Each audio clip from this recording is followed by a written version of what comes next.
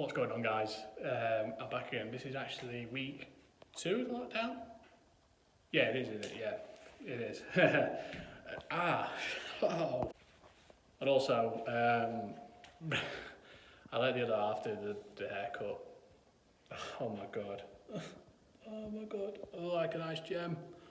Oh, like I've put my hand in that. Anyway, since now, this is something I wanted to do, and actually I'm going to get around to doing this. So today is, it's actually, what I'm going to do, and this is my favourite team right here. I am going to rank my all-time favourite Doncaster Rovers 11. Here we go. Take it away, Joe Scott. You deserve it.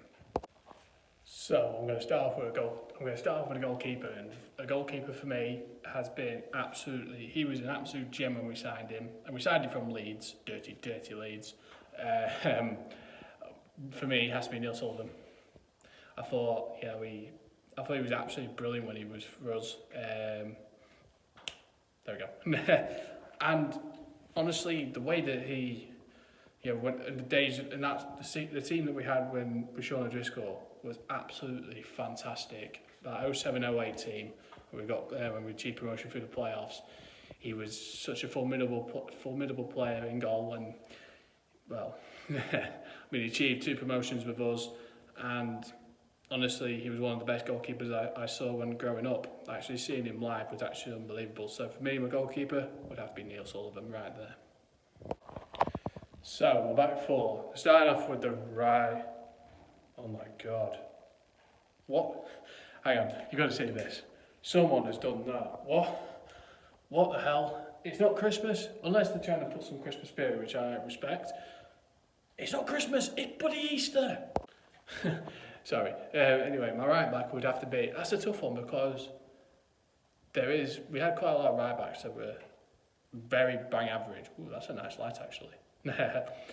We had quite a lot of right backs, but for me, the best right back we saw was Reece Barra. No, no, it would have to be Jimmy O'Connor. Jimmy O'Connor was absolutely brilliant. He could do it all. He was very, very good tracking back.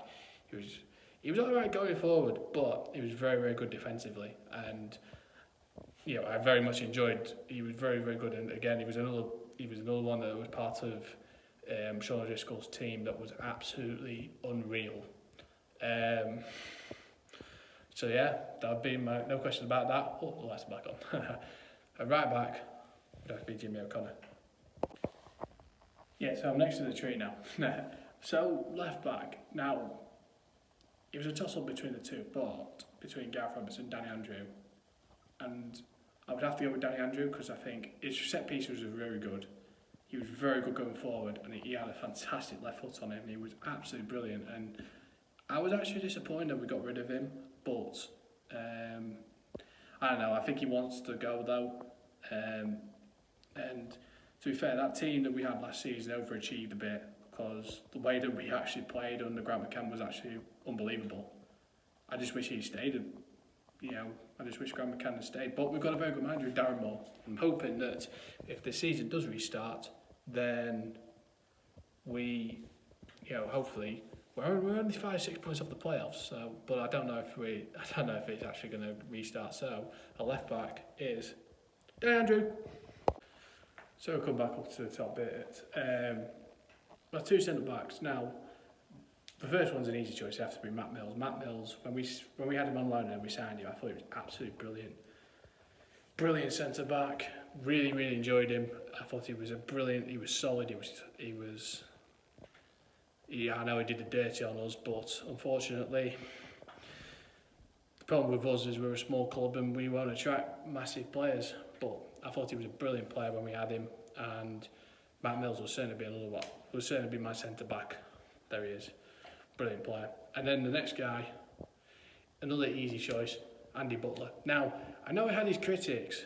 Certainly last season, I thought he was actually pretty good. I thought he was very, very solid. Actually, I thought he played really well. But again, I just didn't think, because we let him go, and honestly, I don't think League One would have been his would have been his pace certainly this season. I think because he's getting a bit old now. I think League Two is more of his pace, which is good for United. So my two centre backs easy: Andy Butler, Matt Mills, no question about that. So we're going to go forward midfield, and it's going to be an interesting. So if you go 4-2-2, so 2 holding midfield and 2 attacking mids, and I'm going to go through these individually. So firstly, the 2 holding midfielders would have to be Brian Stark, Richie Wellens. For me, they were absolutely unreal, especially when in that season, in the season that we went up with O'Driscoll, they were unbelievable. I know they hated each other and they didn't really get on, but honestly, these 2 right here, they were unbelievably good. I couldn't believe it. They were absolutely superb. No one that we had there that could just pass a ball so effortlessly. They were brilliant, and they had a brilliant set piece on them. Certainly stopped more than Wellens, but those 2 would be certainly my holding midfielders easily. Okay, so we're going to go 2 attacking midfielders easily. My choice, firstly, because he's been such an absolutely fantastic servant for our club, my club, and it would have to be easy option. That man right there, James Coppinger. What a player he was. And it just feels like he's not aged. The way he can just pass a ball, the way he can score a goal, he epitomises what a one-club team he is. And there is no words to describe how brilliant he was. How brilliant he is.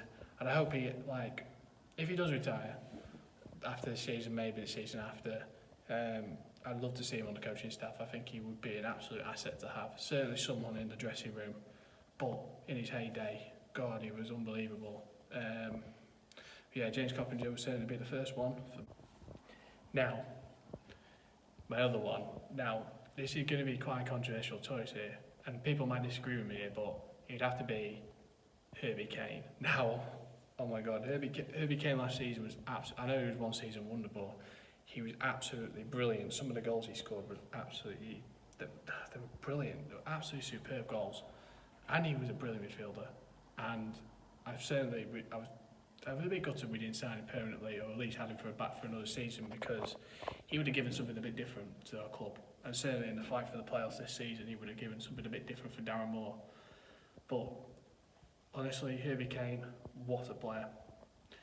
He's not really doing too much for Hull at the minute in the Championship. So for me, Herbie Kane, you deserve your rightful place in R11. Alright, move to the washroom here. So, excuse me. So, the strikers now. There was a lot of strikers to choose from, but easy. My first choice would be Chris Brown. No. My first choice would have to be John Marquis, excluding the man bun. Now, towards the end, he was a bit of a whiny little bitch, but in those seasons for Doncaster, his 3 seasons with the club, he was absolutely brilliant. What a striker he was. We scored 20 plus goals for Donny in 3 seasons. That's absolutely brilliant. To say a guy that couldn't hit a barn door even if it were open before he came to Donny, he was brilliant. Under Darren Ferguson and under Grant McCann, he was absolutely superb. The focal point in the 2 of the squads for 2 managers. So certainly John Marquis would get my place. And he's a nice guy because I actually served him as sports director once. And now finally, and this was the easiest choice of probably all the starting 11. Easy. My other striker would be Billy Sharp, right there. And to say that he's tearing up in the Premier League, I've got massive respect for the guy. The goal that everybody remembers in that 11-12 season, with his left foot volley, absolutely. Oh, that was an unbelievable night. There was not just a dry eye in that place, but when we had him on loan that season on loan, he was absolutely superb. I remember him that season. I think he scored about 20 goals that season, which is brilliant. And then we signed him permanently. That first season we had him was absolutely amazing. A little bit disappointing, you know, with the loan that we had when we were back in the Championship. He didn't work out, but you know, he's in every Doncaster Rovers hearts because he was a superb player. He's got a great heart, a kind man. What a player he was, Billy Sharp. And there it is.